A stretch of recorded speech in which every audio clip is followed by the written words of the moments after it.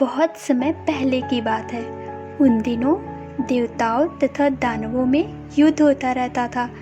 दोनों पक्ष मिलकर एक प्रजापति के पास गए और वहां जाकर बोले, मान्यवर, हम दोनों ही आपके संतान हैं, तो बताइए हम दोनों में से बुद्धि किसकी बड़ी है। उनकी बात सुनकर प्रजापति मुस्कुराए, मन ही मन सोचने लगे, किसे बड़ा बताऊं, देवताओं को या दानवों को। देवताओं को बड़ा बताता हूँ तो दानव नाराज होते हैं, और अगर दानवों को बड़ा बताऊं तो देवता भी नाराज हो जाएंगे। हो सकता है तब आपस में दोनों लड़ने भी लग सकते हैं। बड़ा टेढ़ा प्रश्न था। बड़ा बात बताए तो किसे बताएं। कुछ देर में वो सोचकर बोले, इसका उत्तर कल दूंगा। आप दोनों ही कल मेरे यहाँ भोजन पर आमंत्रित हो। भोजन के बाद बताऊंगा कि कौन बुद्धि में श्रेष्ठ है। दूसरे दिन दोनों ही पक्ष भोजन के लिए पहुँचे। दोनों को ही अलग अलग कमरों में बिठाया गया। वहाँ मिष्ठान के भरे थाल पहुँचा दिए गए। प्रजापति दानवों के कमरे में गए। उन्होंने कहा, आप लोग भोजन करें, पर शर्त यह है कि कुहनी को बिना मोड़े भोजन करना होगा।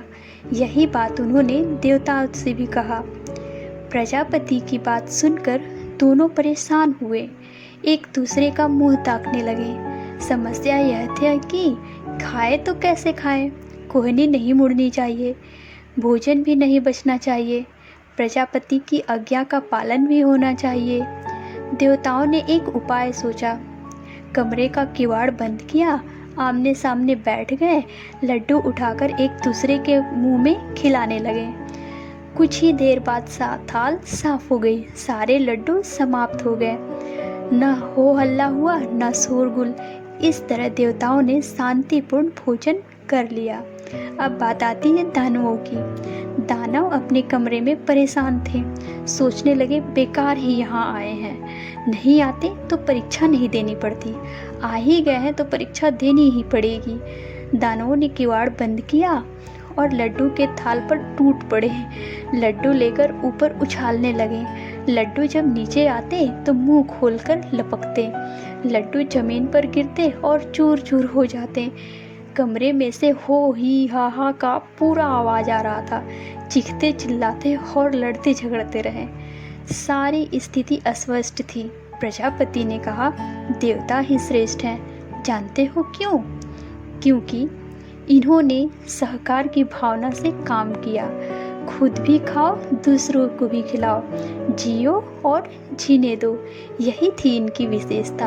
इन्होंने बुद्धि से काम लिया, सूझबूझ दिखाई। ये आमने सामने बैठ गए, एक दूसरे के मुंह में लड्डू देते रहे। थोड़ी देर बाद थाल पूरी तरह से साफ कर दी गई। दूसरी तरफ दानवों ने शर्त का पालन किया, लड्डू उछालते रहे, उन्हें पाने के लिए लपकते रहे, न खुद खाए और ना ही दूसरे को खाने दिया। लड्डू तो बिगड़े ही, पेट भी नहीं भरा। साध संगत जी, हमें इस कहानी से यही शिक्षा मिलती है, जिसके पास बुद्धि है उसी के पास बल है। इसके लिए संस्कृत में एक सूक्ति यानी कहावत भी है, बुद्धिर्स बलम तस्य।